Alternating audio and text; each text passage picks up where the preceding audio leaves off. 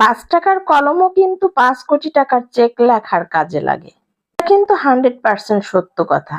এটাও বলে থাকে ভাঙ্গা কুলোও অনেক সময় ছাই ফেলতে কাজে লাগে। জন্যই বলি কোনো মানুষকে ছোট করে দেখা ঠিক না এবং হিংসা করে মানুষকে অপমানও করা উচিত না। আসসালামু আলাইকুম, welcome back to my another new blog. কেমন আছেন আপনারা সবাই? আজকের ব্লগটা আমি বিকাল থেকে শুরু করেছি। আশা করি পুরো ভিডিওর পাশে থাকবেন। আর ভালো লাগলে একটা ছোট্ট কমেন্ট শেয়ার করে পাশে থাকবেন। নাস্তায় বাচ্চাদের একটু পোলাও চাল, গাজর আর দুধ দিয়ে একটু পায়েস রান্না করে দিয়েছি।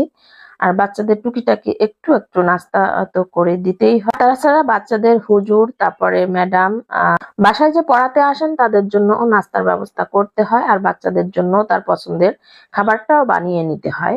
বাজার থেকে কিছু ইলিশ মাছ নিয়ে আসছিল, ছোট ছোট ইলিশ। এগুলো একটু বের করে আমি সুন্দর করে ধুয়ে ফ্রিজে রেখে দেব। এগুলো আজকে আর রান্না করব না। আর এই ছোট ইলিশগুলো চেনা বড়ই কষ্টের। কিছু ইলিশ আছে চাঁদপুরের, কিছু কিছু আছে বরিশালের, কিছু পদ্মার। আসলে মাছ যদি একটু চিনে কেনা যায় তাহলে মাছগুলো দারুণ হয়, খেতে অনেক মজার হয়। বড় মাছ থেকে ছোট ইলিশগুলোই বেশি মজার হয়।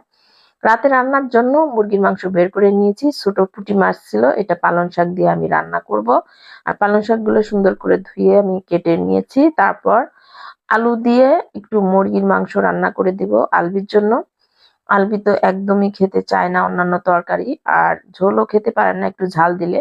তো আজকে একবারে সামান্য ঝাল দিয়ে সাদা সাদা করে আমি ওর জন্য মুরগির মাংস একবারে আলু মুরগির মাংস দিয়ে হাতে মেখে আমি রান্না করে নিব।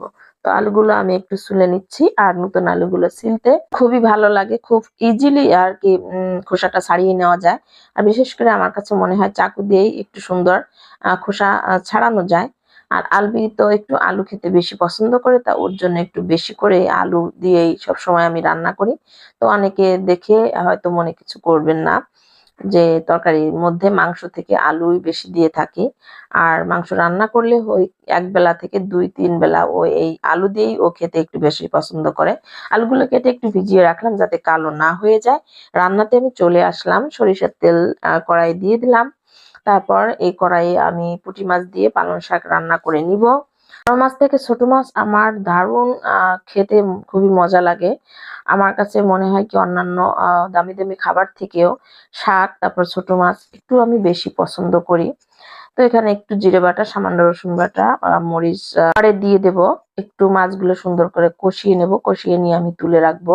টাইটেলে আমি বলেছিলাম কখনো কোনো মানুষকে ছোট করা উচিত না। ৳৫ কলমও কিন্তু ৫ কোটি টাকার চেক লেখার কাজে লাগে।